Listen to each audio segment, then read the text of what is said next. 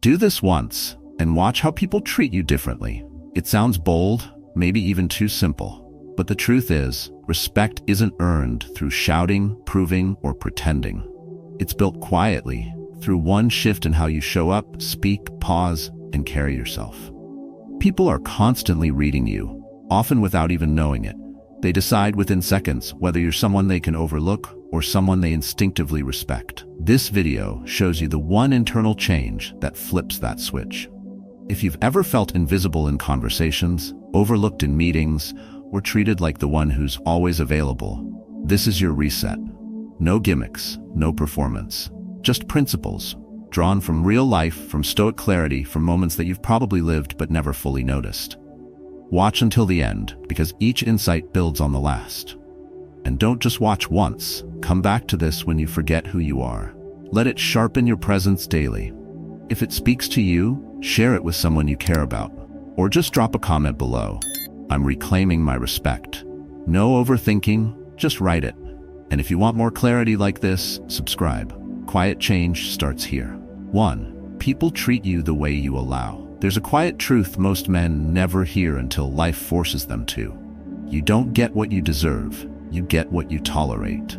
It doesn't matter how kind you are, how available you make yourself, or how much effort you put in behind the scenes. If you show up in the world as if your presence is optional, people will take it that way.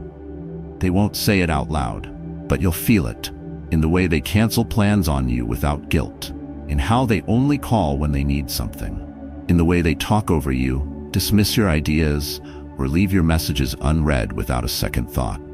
And here's the hardest part. It's not always their fault. Whether you meant to or not, you trained them to do it. You trained them through silence, through shrinking, through endless flexibility, through small phrases like, "It's fine, no worries, and don't worry about it." Even when it did bother you, you thought you were being easygoing. But what you were actually doing was negotiating away your dignity in the name of not making things awkward. That's how a man becomes forgettable, not by being weak, but by being too agreeable to notice. People begin to treat you like background noise because you've given them no reason to stop and pay attention. And here's what's worse. Once they've labeled you as the guy who's always chill, they stop asking what you want. They stop caring about your time. You become the one who adjusts, who shows up early and stays late, who listens without ever speaking, who gives more and asks for less, and they will keep you in that role until you rewrite the script yourself. But here's where the Stoic philosophy cuts through the fog.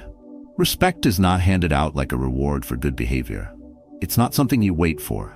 It's something you quietly command through the boundaries you enforce, the tone you set, the way you carry your silence. Respect is taught by example. It's written into how you enter a room, how you look someone in the eye, how you let them feel the weight of your no. Not every moment requires confrontation, but every moment demands a message. And when your message is, "I'll take whatever you give me," don't be surprised when that's exactly what you get. Think of a man who never sets a price for his value. Others will bargain with him until he forgets he ever had worth to begin with. But think of another. Someone who speaks less, but when he does, his words carry spine. Someone who isn't always available, but when he shows up, he's fully there. Someone who isn't loud, but undeniably present. That's the man who commands quiet confidence. That's the man who earns respect, not through force, but through inner stillness and emotional discipline. If you act like you don't matter, people won't argue with you. They'll agree and treat you accordingly. But the moment you draw a quiet boundary, the moment you stop over-explaining, stop volunteering for every task, stop pretending like you're okay with being overlooked, something strange happens. People pause, they adjust, they watch. Because without saying a word, you've changed the terms. You've reclaimed your space. And that is the beginning of true power. Not loud, not performative, but real. Quiet power. Invisible strength. Self-respect in action. So ask yourself, are you being overlooked or are you silently allowing it? Because the day you stop apologizing for your presence, that's the day the world has to reconsider it. 2. Break the image they've built of you. There's something dangerously comfortable about being known. Once people think they've figured you out, they stop truly seeing you. They stop listening, stop questioning, stop engaging. You become a fixture, reliable, harmless, forgettable. And if you stay inside that box long enough, you might even forget that you ever had corners worth pushing against. People don't put you into that image because they hate you. No, it's far simpler than that. They do it because it saves them the effort of reevaluating you. And as long as you keep showing up the same way, nodding at the right times, shrinking when it gets tense, keeping the peace, they'll keep you filed away under safe, soft, non-threatening. And from that moment on, your growth becomes invisible. But there's a hidden tax in being predictable. The more people can anticipate your next move, the less they respect it. Familiarity may breed comfort, but predictability breeds disregard. Even kindness, when expected, loses its value. Even loyalty, when guaranteed, gets taken for granted. If every time someone pushes you, you fold. If every time someone needs a favor, you say yes. If every time there's tension, you absorb it, then you're not seen as steady, you're seen as soft. And soft is not what commands respect. Not in silence, not in action, not in presence. And here's the twist. You don't have to become someone else to break the pattern. You just have to interrupt the rhythm. It might look like saying no without guilt for the first time. It might look like disagreeing, even if your voice shakes. It might look like walking out of a room you'd normally stay in. It might even be as simple as not responding right away to someone who expects instant access to you. These are not dramatic acts. They're corrections. They're quiet reminders that you are not a character they wrote. You are a man who evolves. And every time you disrupt the stale image they've built of you, they have no choice but to reconfigure how they see you. Think of it like a song. A track that plays the same melody over and over. You stop noticing it. It becomes background noise. But the moment the bass drops or the tempo shifts, your attention snaps back. Same with you. You've been playing the same version of yourself for years. Calm, pleasant, easy to handle. And people have tuned you out. But the moment you shift, the moment you introduce contrast, sharpness, presence, their ears perk up, their eyes follow, and most importantly, their behavior adjusts. Because now, they can't predict you. And when people can't predict you, they respect your presence more carefully.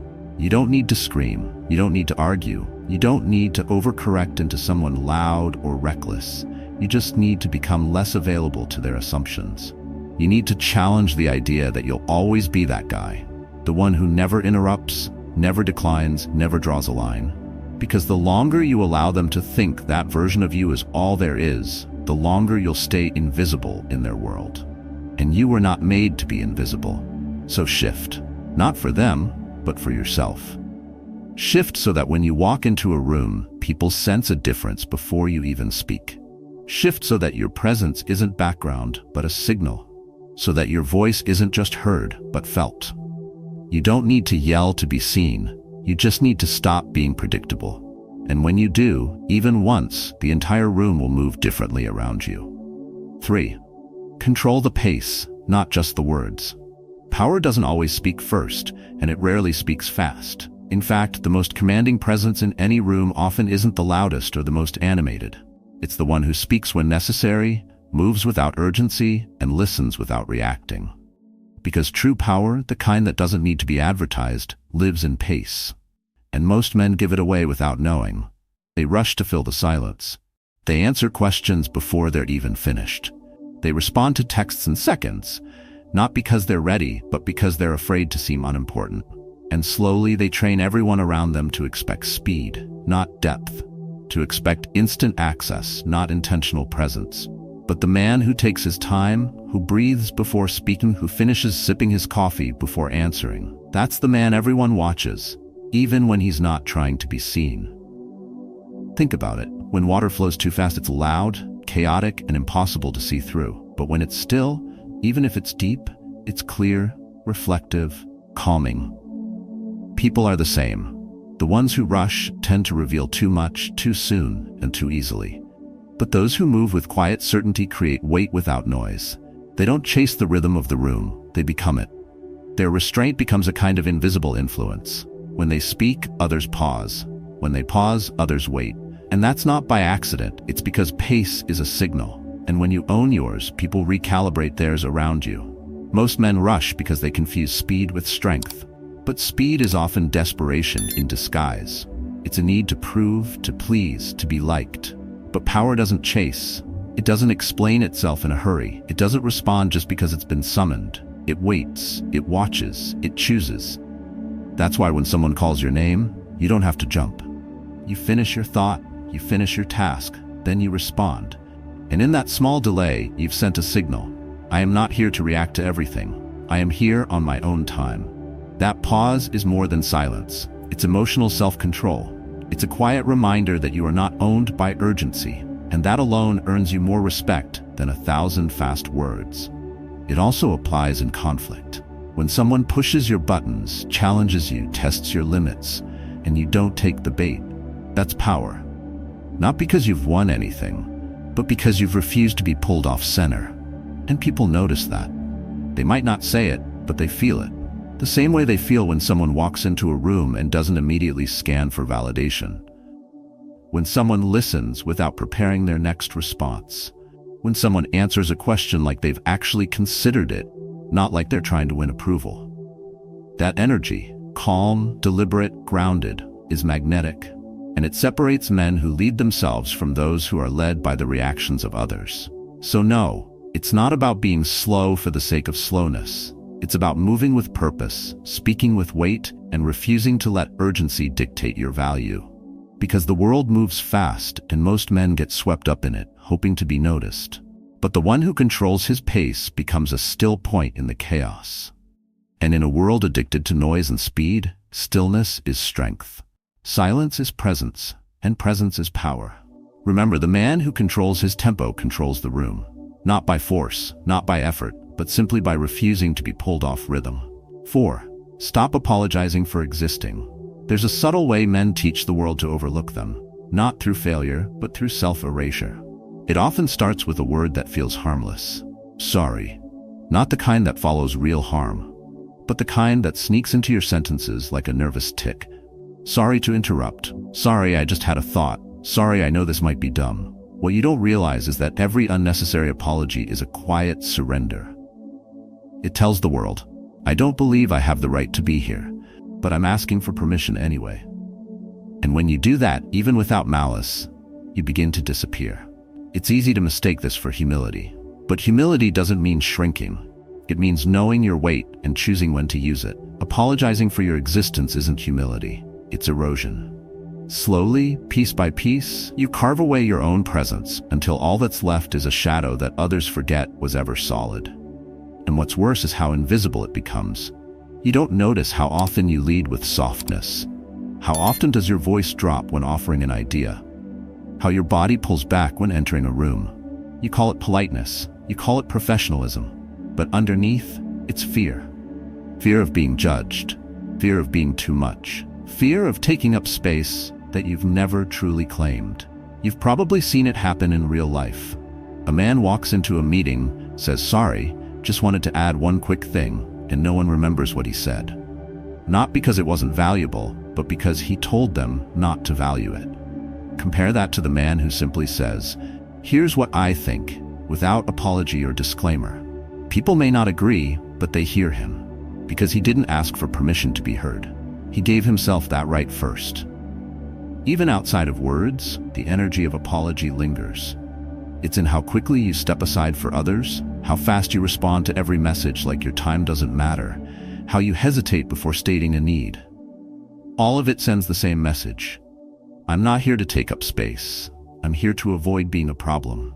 But here's the hard truth. People don't respect those who constantly position themselves as problems.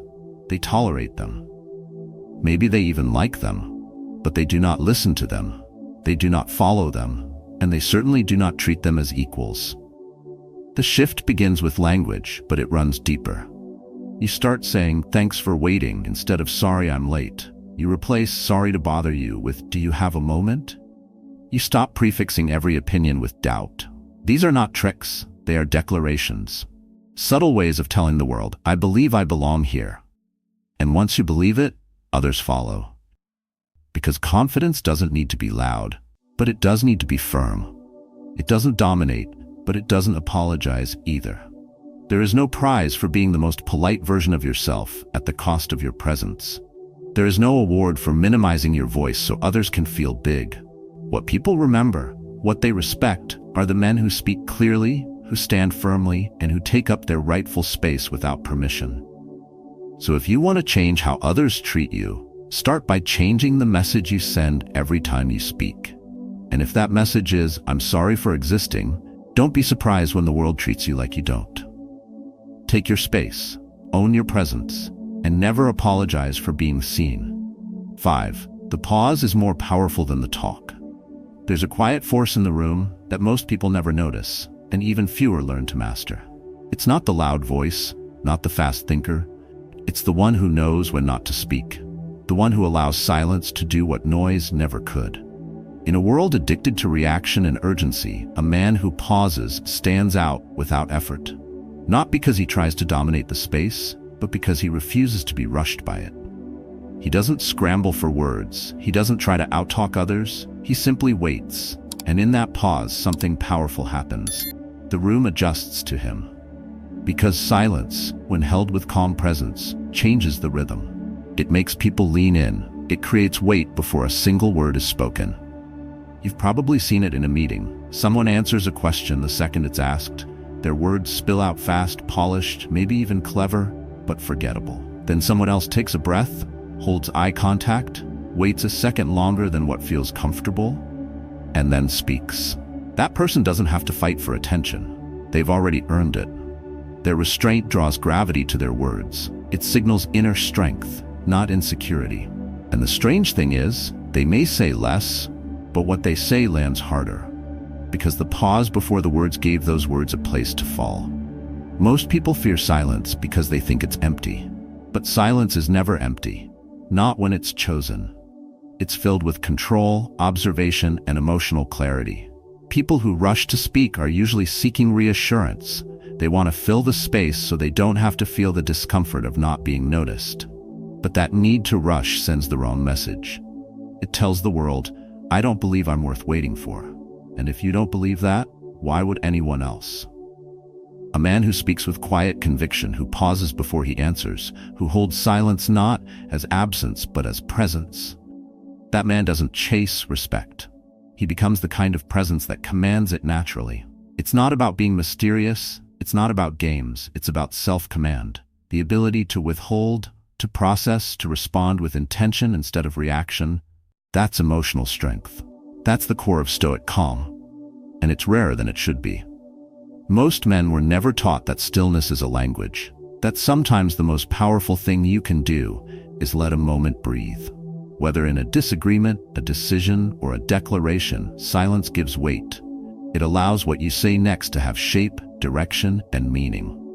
There's another layer to this. The man who can hold silence in a tense moment doesn't just control himself. He controls the dynamic. When everyone else is scrambling to be heard, and you sit steady, composed, untouched by the noise, people start to look at you differently. You're no longer just part of the noise. You become the calm center of it. And calm is magnetic. Calm is unshakable. Calm is respected even by those who don't understand it. So the next time you're in a room and someone asks your opinion, don't rush. Let there be a pause. Not a fearful one, but a grounded one. Trust that what you say will matter more if you believe it's worth waiting for. Because the pause isn't hesitation, it's power. It's not weakness, it's awareness.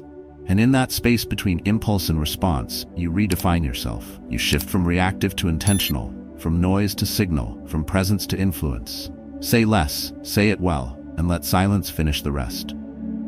6. Your self-worth sets your market value. You can't expect the world to value you more than you value yourself. It simply doesn't work that way. People may not know your story, your skills, or your depth, but they do know what you signal, and the signals are constant. The way you speak about yourself, the way you walk into a room, the way you handle being overlooked, ignored, or challenged. These details, subtle as they are, become the price tag others use to decide how to treat you. If you present yourself like clearance stock, don't be surprised when no one offers full price. And the painful truth is that most men give discounts on themselves long before anyone asks. Watch how two men carry themselves. One walks in with posture, focus, and clarity. He isn't loud, but he isn't lost either. He looks like he has somewhere to be, even if he's just grabbing coffee. The other walks in, eyes scanning the room, body apologetic, presence uncertain. Maybe he over-explains why he's there. Maybe he stands too long in the wrong place, hoping someone pulls him in. Who do you trust with a challenge? Who would you bet on in silence? The answer isn't about charm or charisma. It's about the signal. Confidence, not the arrogant kind, but the still, unshakable kind, is a currency. And those who have it get treated differently before they say a word. You see this in everything. Two watches, same design, same material, but one sits in a velvet case under soft light, the other's buried in a bin by the exit. It's not just about the watch, it's about the message.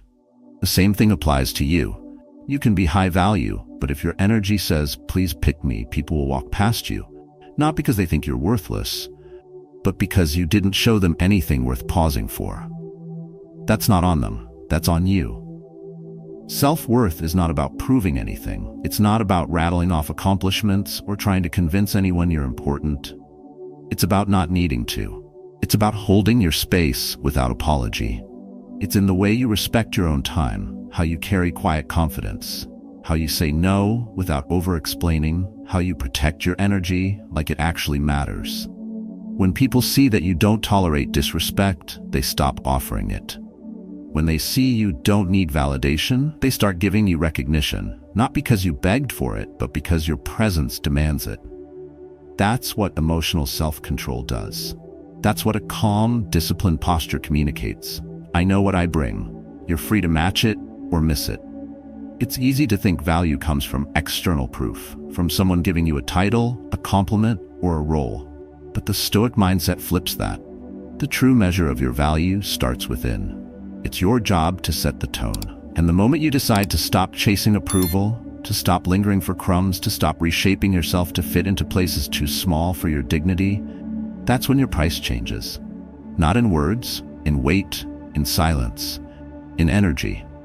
Because people don't follow men who beg to be seen. They follow men who already see themselves.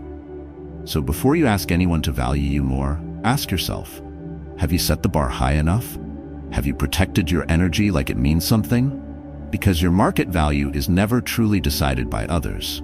It's only ever confirmed by how you carry your worth. And the moment you stop underselling yourself, you'll be shocked by how quickly people start raising their offers. 7. Walking away is the ultimate power move. There's a kind of strength that doesn't raise its voice, doesn't argue, doesn't plead. It simply walks away, and in doing so says everything that needed to be said. Not out of pride, not out of ego, but out of clarity. The man who knows his worth doesn't stay where he's disrespected, undervalued, or drained. He doesn't wait for someone to recognize his presence before he decides it matters. Because when you stay in places that no longer serve you, you're not just being patient, you're teaching others that you'll accept whatever they give. And they learn quickly. They learn you won't leave. No matter how they speak to you, how they exclude you, how they minimize you. They learn that your boundaries are suggestions, not standards. And the longer you stay, the more you confirm it. But something changes the moment you walk. Quietly, without needing to explain, without making a scene. You simply say, "No more," and mean it. You leave the job where they kept dangling promises. You leave the friend group that only calls when they need something. You leave the conversation that insults your intelligence. And suddenly, the air shifts, because people don't expect it. They expect you to stay, to endure, to bend. When you don't, it forces them to face the part of themselves that thought you'd always be there. And that reflection is uncomfortable, because it reveals they never earned your loyalty. They just assumed it. And now that it's gone, the absence is louder than any argument could be. That's the irony of walking away. It's not an act of conflict, it's an act of self-respect. Like a magnet, the more you chase, the weaker your pull becomes. But when you hold your position, when you don't beg, don't cling, don't justify, others feel the gravity of your stillness. They may not say it, but they sense it.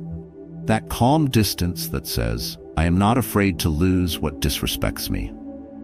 That distance speaks volumes, especially in a world where people are addicted to needing something from everyone. When you need less, you command more. Because power doesn't come from controlling others, it comes from not needing to. And this doesn't mean being cold or ruthless. It means being free. Free from the invisible contracts you sign with people who think they own parts of you just because you've stayed too long. It means refusing to be emotionally blackmailed by guilt or fear or the illusion that you'll never find better. Because you will. But only if you make space for it. And that space begins when you step out of the rooms that shrink you.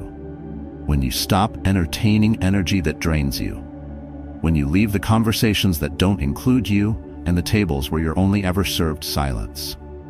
The real shift happens not just when you leave, but when people realize you were willing to. And that realization changes everything. Suddenly, they remember your value. Suddenly, they're careful with your time, your presence, your energy.